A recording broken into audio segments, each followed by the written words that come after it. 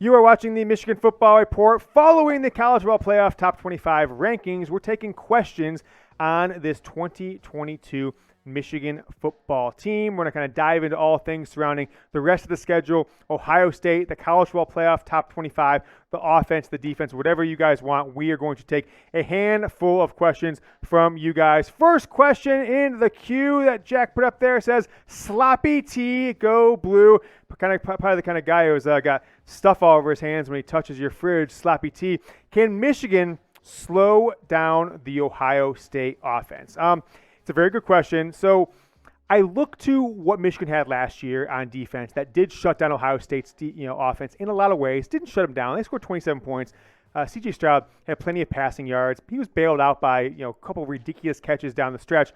But what Michigan doesn't have this year is those two defensive ends coming off the edge that can get a sack on any offensive line in the country. Now, Michigan has kind of bought a committee pass rush that's done well for them so far. But more sacks at this point of the year than last year, but a lot of those came against worse competition. So I do think they can at least slow them down. Shut them down, no, but slow them down as Sloppy T asks. I believe they can. It's going to come down to whether Michigan's offensive line and the running game of Blake Corum, J.J. McCarthy, Donovan Edwards can do what they did with Hassan Haskins last year, and Blake Corum in some regards is just physically outman Ohio State in the second half.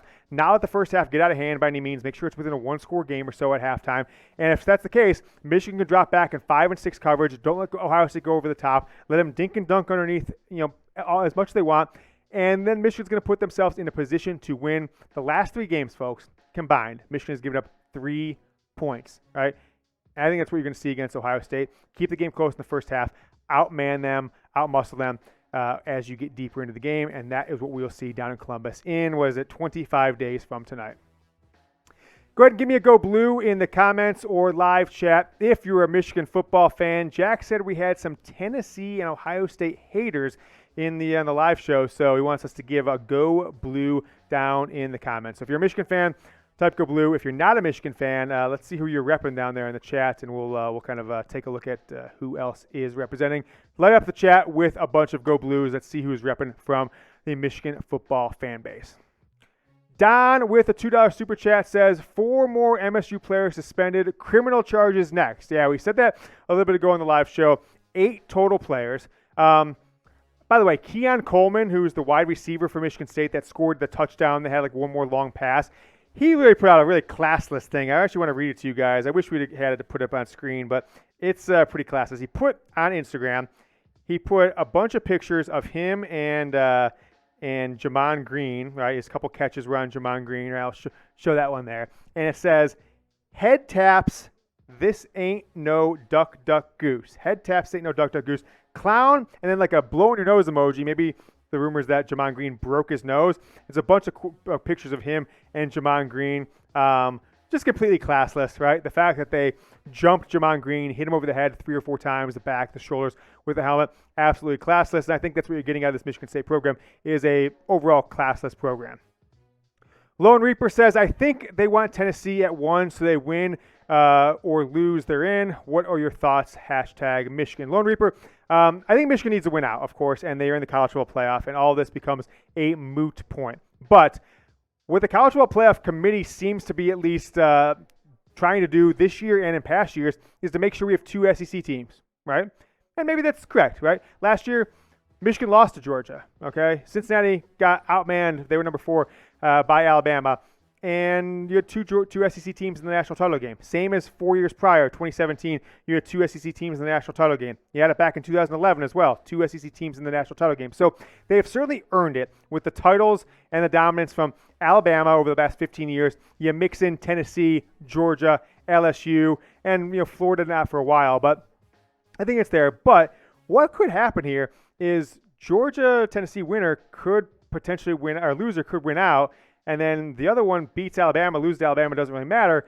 You could end up, I guess Alabama would have to win that game. You could end up with 3 one-loss SEC teams if Alabama were to win out, win the SEC.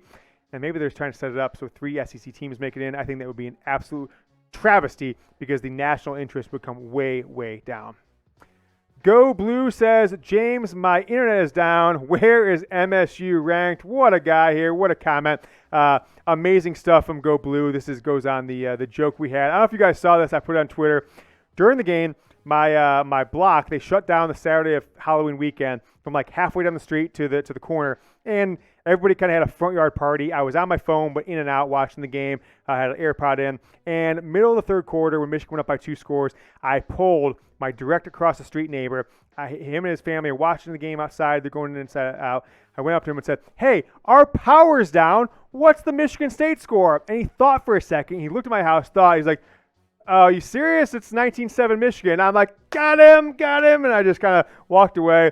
And he was trying to be a nice guy. He's a very nice guy, but I had to rib him just there a little bit. Funny stuff. Go Blue. Really appreciate all the support from everyone there on the show today. And I want to thank Established Titles for the support for sponsoring today's show and making me an official Lord of Scotland. Look at that bad boy, folks. James Yoder, I'm a landowner in Scotland, and you can be too. Grab a plot of land next to me, Scottish land. Be a part of the Scottish nobility and help trees, right? Trees for the future. They will plant a tree for every new customer that they get at Established Titles. This is our plot of land.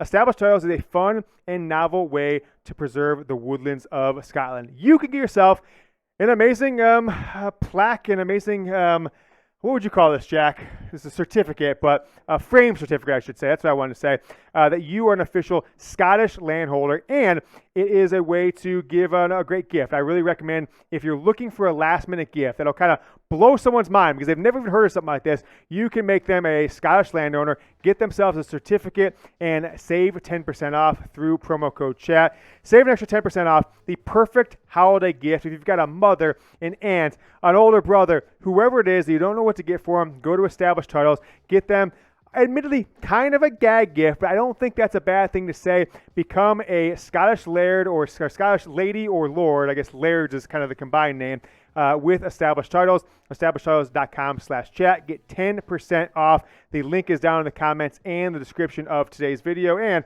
we toss in the live chat. Boom, in the live chat right there for you guys watching on YouTube Live. One of the most, longtime viewers of the show, Becky and Chad, thanks so much for watching. Can Cade get, what does that say? Can Cade fix our red zone issues? Yeah, I'm blind. I can't see across the room there. Sometimes. I think that's a problem, Jack. We got to fix my eyes at some point. I don't know. What are we doing here with the Michigan offense in the red zone? It is confusing. It's frustrating. But is there some sort of method to the madness for Michigan? Are they trying to fool Ohio State in some ways? I said before the game against Michigan State, what we get out of the passing game in this game, 8 games in, I think that's just what the passing game is at this point. I kind of believe that.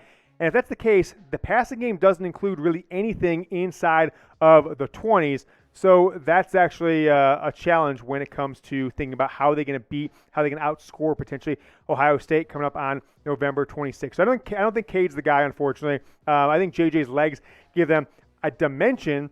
But then I also think back to last year. Michigan scored 6 touchdowns. I believe all of them were in the red zone,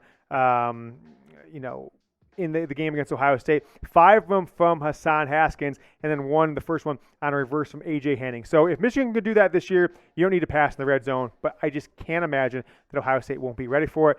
So we'll see. I don't think Cade McNamara is the guy, though, for Michigan's red zone woes. Will Michigan and Ohio State wear alt uniforms this year? From Young Buck 44. Now, Jack saw this question come in earlier in the show, so he said, I got something for you on the Michigan and Ohio State alt uniforms idea. Okay, so Uniform Yoder is what they would call me here. Michigan and Ohio State. I've been saying this for probably a decade at this point. First, when Michigan started rolling out alternate uniforms in the 2011 season against Notre Dame and others, that Michigan and Ohio State has the opportunity to wear home uniforms every year like UCLA and USC do. And with the advent of the all-blue uniforms or the all-red that Ohio State rolled out last year against Penn State, the all-scarlet, take a look at this. I would love to see this. Jack, thank you so much for putting this together on the fly. The Michigan-Ohio State color rush. All blues, all scarlets, no matter who's the home team, Michigan or Ohio State. I would absolutely love to see this. That would be amazing if they played in those ones. Now, even if you can't get those ones, if you can't get the all blues and all reds for some reason, the players don't like it, the coaches don't like it, the fans, the alumni, whatever it is, then wear all homes because they would look a hell of a lot better than I think the white uniforms that Michigan and Ohio State roll out every year for the trip up north or down south for the best rivalry in all of college football. Answer this question, though. Should Michigan and Ohio State both wear home uniforms? The Color Rush, though, we'll consider those home uniforms even though they aren't the traditional ones. But colored, jerseys, the maize, the blue, or the scarlet, whatever it is, should Michigan and Ohio State both wear home uniforms? I have said yes for a number of years, maybe a decade or more. So let me know what you guys think. Give me a Y or N down in the comment. Does the number 5 ranking reflect our strength of schedule or lack of a truly dominant win against OSU? It's probably both, actually, right? I don't know if it's either one. As we're saying this, I really want to look at, really quick, Clemson's strength of schedule, what Clemson has going on this year, because they have had a number of ranked wins, but most of those teams didn't turn out to be that well. Beat number 21 Wake Forest 51-45. 51-45 against Wake Forest. NC State, they won by 10. They were number 10 at the time. They squeaked by Florida State. They squeaked by Syracuse. They won by 4 touchdowns, 31-3 over Boston College. And what else have they done this year? They win over Furman, Louisiana Tech, Georgia Tech. That's a pretty bad resume for me. They've got Notre Dame, Louisville, Miami, and South Carolina coming up. I think 2 of those 4 are losable. Notre Dame on the road, and then at home against South Carolina, who admittedly was looking good for a while, but then lost to Missouri this past weekend. I think it is probably more of the committee trying to punish Michigan for having 3 very weak opponents to start the year and then not dropping 50 a game like Ohio State and Tennessee have through most of the year. And then, Michigan's got 1 ranked win over Penn State. In theory, Clemson has 3, at least at the time of the game was played. Sports Geek says, what's your prediction for Ohio State? What's your prediction versus Ohio State? I think Michigan's going to win. I'm not going to guarantee it. I think it's as tough of a game that they're going to play in generations. Right? You go down to Ohio State and you try and get that win. This is a better Ohio State team than 2006. This is a better Ohio State team than 2016. I completely believe that. I think the 2020 Ohio State team would have beat this 2022 Ohio State team, but Michigan didn't play that year, right? So in a lot of ways, this is probably the toughest Ohio State team that Michigan's going to have to play on the road in Columbus since when they have a chance to win, right? I'm not counting like 2014, plenty of other years, but Michigan was not a good program for a long stretch of time. I would say 2002, 1996, 1998, those are years that Michigan had a chance to win, was a formidable opponent, but Ohio State was, one of the best teams in college football all those years. It hasn't happened in a long time. 2000, Drew Henson, the last time Michigan got the win on the road versus, in Ohio State in Columbus. I want you guys to grade the Michigan football passing offense through 8 games. I'll take a look at the live chat, but also get down below in the comments if you're watching later on demand. Let me know what you guys think. A, B, C, D, or F. I'm saying C+ at this point.